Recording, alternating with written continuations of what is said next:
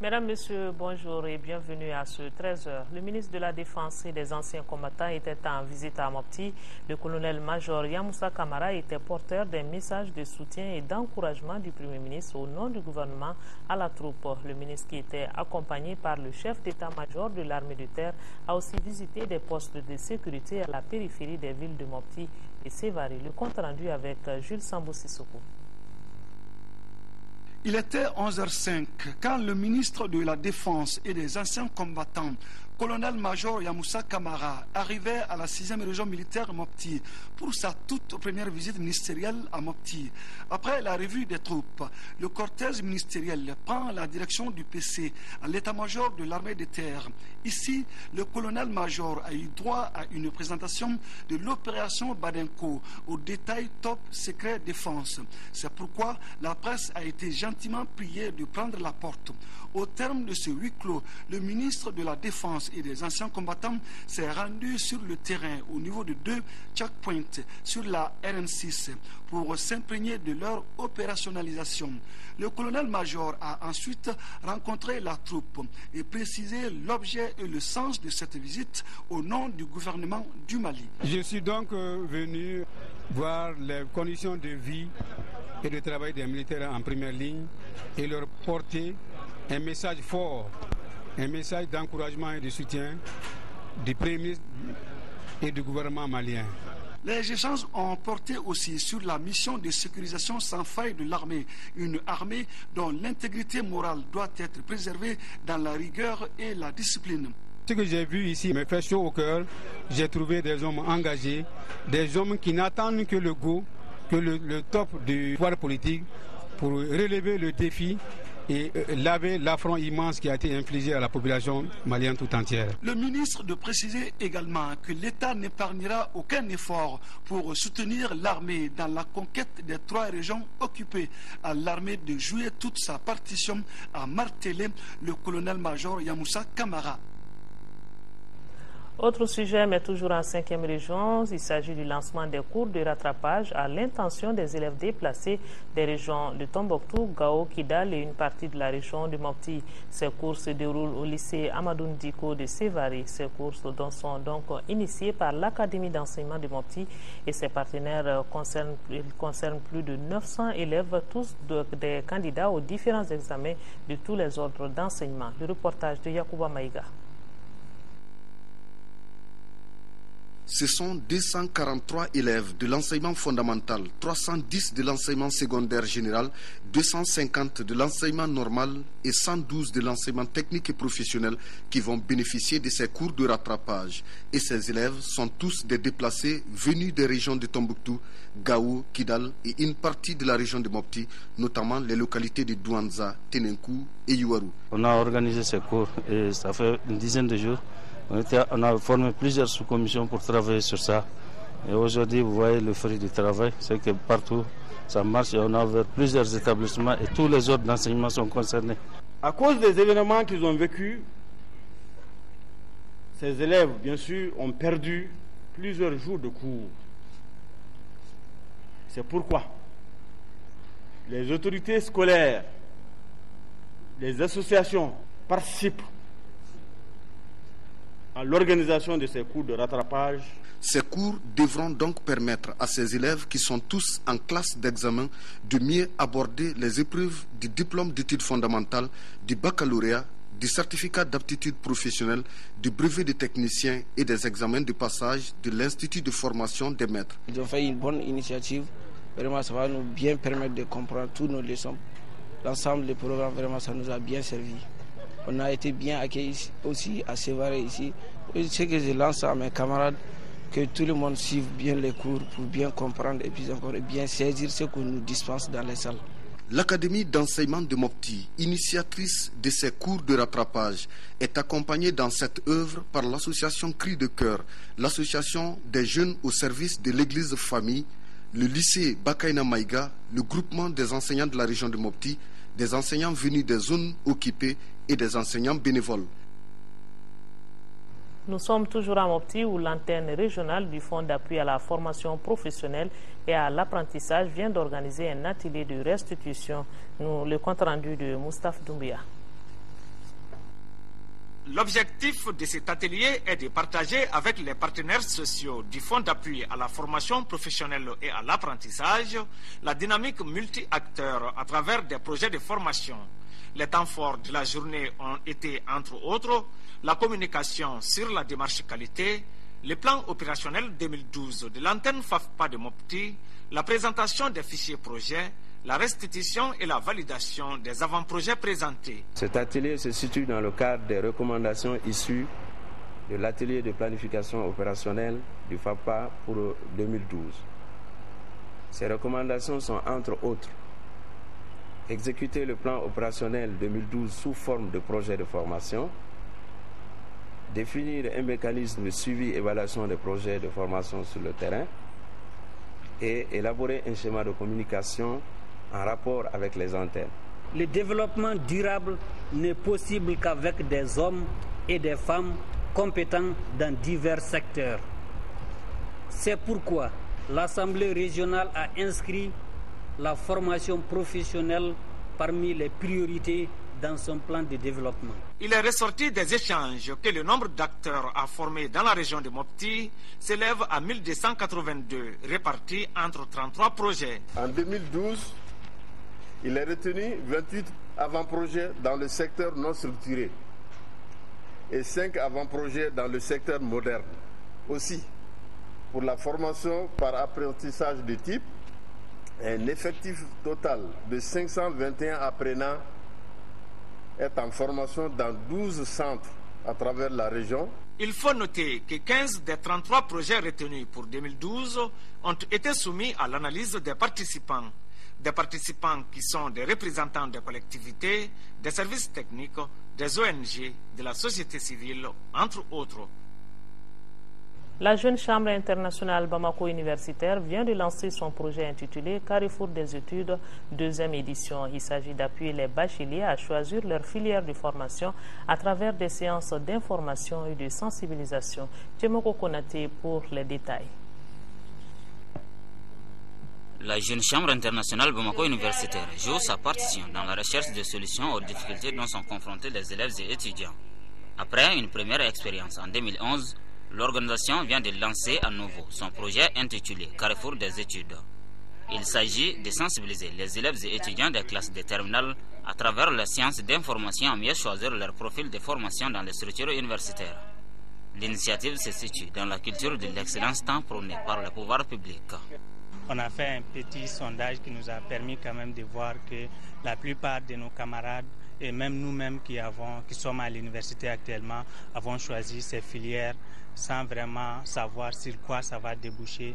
On n'avait pas de connaissances sur quoi ces études allaient mener. Donc nous voulons vraiment que les acteurs de l'éducation prennent cela à leur compte pour combler un peu ces lacunes en faisant en sorte que ces mêmes erreurs n'arrivent pas à nos cadets qui sont actuellement au lycée. Les filières sont choisies en fonction des capacités de chaque bachelier. Mais nous avons compris que des élèves ou bien des futurs bacheliers ou des bacheliers choisissent parce que leurs amis ont choisi une filière. Et là, c'est extrêmement dangereux parce que la capacité intellectuelle de tout un chacun de pouvoir appréhender les études supérieures, bon, ça c'est personnel. Mais cela ne doit pas être substitué à une autre personne. Et c'est ce qui se fait. Le projet Carrefour des études, deuxième édition, s'étend sur un an renouvelable. Maintenant, la page magazine de cette édition consacrée aux véhicules sans plaque d'immatriculation ou sans plaque d'identification. Un phénomène très fréquent à Bamako et à l'intérieur du pays. Ces véhicules qui grossissent le parc automobile national devraient en principe rester parqués jusqu'à leur mise en règle. Contre les 10 véhicules est lancée depuis le 18 mai 2012 une opération de contrôle. L'objectif est de contribuer à la sécurisation des populations. Brahma Traoré est allé voir. Le parc automobile de Bamako s'est certainement décuplé pendant ces dernières années. En témoignent les embouteillages fréquents sur les principales artères de la capitale. Problème, bon nombre de ces véhicules circulent aujourd'hui sans plaque d'immatriculation ou sans plaque d'identification. On a remarqué qu'avec l'insécurité, certains opèrent à véhicules, souvent armés, et après les opérations, ils disparaissent et aucun moyen pour nous de les retrouver. Pour des raisons de sécurité, donc, le ministre a décidé que tous les véhicules soient identifiés. On est confronté à un problème de sécurité, donc il faut tout faire pour pouvoir sécuriser la population. Parce que nous considérons que ces véhicules sont des véhicules dangereux, n'est-ce pas, dans la circulation, et dangereux non seulement pour les usagers et pour les propriétaires eux-mêmes. C'est ainsi que l'opération du contrôle des véhicules sans plaque d'immatriculation ou sans plaque d'identification trouve toute sa justification. Une opération aux allures d'une véritable chasse aux véhicules hors la loi. L'objectif de cette opération, c'est de mettre la main à des individus mal intentionnés, des malfrats, qui abordent ces véhicules, tentent d'échapper aux interpellations des agents. Nous avons mis un dispositif composé des éléments de la compagnie de circulation routière et des éléments du maintien d'ordre, MO. Donc, le matin, à 6h30 déjà, tous les carrefours désignés, n'est-ce pas, sont occupés par les éléments. Les motards aussi sortent. Il y a certains carrefours qui sont attribués aux motards. Et il y a une dizaine d'inspecteurs qui sortent, n'est-ce pas, pour superviser ce dispositif-là, voir effectivement si l'effectivité des éléments sur place. Faut-il le préciser, l'opération est menée sur l'ensemble du territoire national. Une autre précision de taille, les véhicules non dédouanés et à immatriculation CH ne sont pas concernés par le contrôle. Quand ils voient un véhicule qui avance et qui n'a pas d'immatriculation, ils l'immobilisent. Ils interpellent le chauffeur, ils l'immobilisent et ils le mettent en demeure de mettre la plaque d'identification. S'il n'y a pas d'immatriculation, il faut au moins une plaque d'identification, c'est le CH. Le véhicule, s'il le faut, est conduit en fourrière au niveau de la CCR et le conducteur est mis en demeure de mettre la plaque. Aussitôt, après, il est remis en liberté. Mais on ne garde pas le véhicule parce que l'opération n'a pas de but financier. C'est simplement, exclusivement pour des raisons de sécurité. Dans notre jargon, on les appelle des véhicules ardoises qui n'ont rien du tout. Donc, sur le champ, n'est-ce pas, on met le numéro les 4 derniers chiffres du châssis sur le champ, les éléments eux-mêmes, et on vous dit bonjour ou bonsoir. Quand l'intérêt d'une opération est bien compris, l'adhésion devient facile. Pour les usagers de la route, le contrôle des véhicules sans plaque d'immatriculation ou sans plaque d'identification est important. C'est important. Il y a beaucoup de véhicules qui font des accidents et disparaissent sans aucun moyen de les retrouver. Je me rappelle une fois sur la route de Sénou, un motocycliste s'est fait renverser par une voiture 406 qui n'était pas immatriculée. En réalité, il ne sert à rien de courir, mais il faut partir à point. Moi, j'apprécie beaucoup votre initiative. Avec les 2 sorties effectuées le 18 et le 19, et le bilan à ce jour, c'est sur les 47 carrefours qui ont été occupés, on a pu faire au moins 71 interpellations. Et tous les véhicules ont été dotés de plaques, donc identifiés et puis remis en circulation. À ces chiffres s'ajoutent 81 autres interpellations. Cependant, certains usagers se plaignent de la lenteur administrative, tant au niveau du dédouanement que de la confection des plaques d'immatriculation. Qu'en est-il réellement? Du côté des services concernés, l'on est formel.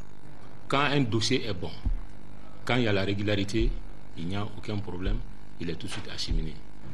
En ce qui concerne le dédouanement proprement dit, ça ne prend pas 30 minutes. Au dépôt de la déclaration, liquidation, et puis voilà, et les restes des formalités au niveau des services du Trésor pour les paiements, ça ne prend pas du tout de temps. Nous avons 4 machines, dont une a une capacité de 1200 plaques par heure.